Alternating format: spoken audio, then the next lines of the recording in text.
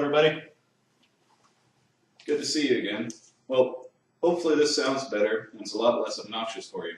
My name is Travis Waldrop and I am going to give you an informative speech about Great Britain, United Kingdom, or England, the terms in history. Have you ever wanted to call a Scottish person a British person?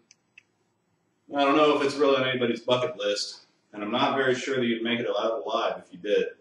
Well, I'm going to go ahead and give you the information that you need in case you ever do decide to call a Scottish person a British person. You wouldn't really be wrong if you did. But let me go ahead and give you a little bit of why I chose this topic. Me and my friend were walking along and we came across this subject. Well, we got into an argument and then we decided to go ahead and research. What we found was that not only is this is a confusing topic because the British Empire, which we'll get to, was a very, very huge empire, one of the largest in documented history. So we'll go ahead and start off with the United Kingdom. What is it? The United Kingdom is a country of countries, as the Prime Minister likes to say. That includes Wales, England, Scotland, and Northern Ireland. They all like to be called English, Scottish, Welsh, and Northern Irish. This combined forms the United Kingdom of Great Britain and Northern Ireland. I apologize if you can't really see this too well. I'm using this for reference. You can use the PowerPoint presentation provided. So this next picture here shows Great Britain. Great Britain is the term used to define the geographic location of the United Kingdom.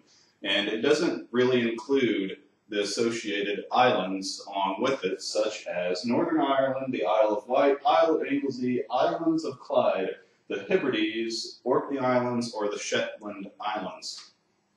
On the next slide, we can see that Great Britain and the United Kingdom are part of the British Isles. The British Isles also include Ireland and Northern Ireland, and the Republic of Ireland. However, the Republic of Ireland isn't part of the United Kingdom because they've had several wars over the years and they just don't want to be a part of it.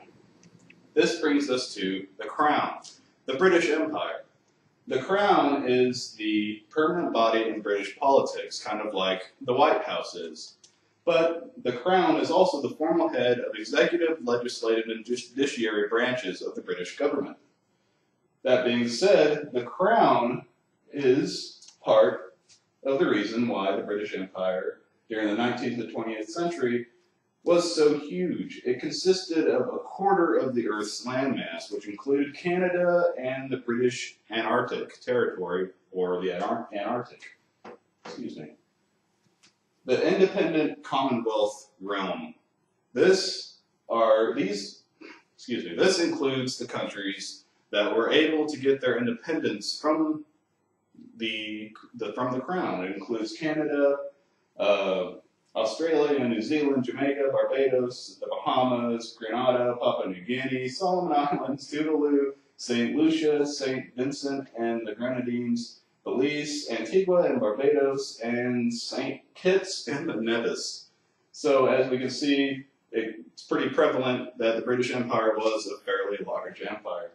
But this also explains why the Queen's head is on the money in Canada. Furthermore, this brings us to the Crown dependencies. Crown dependencies are by Great Britain, and they are the Isle of Man and Jersey and Guernsey.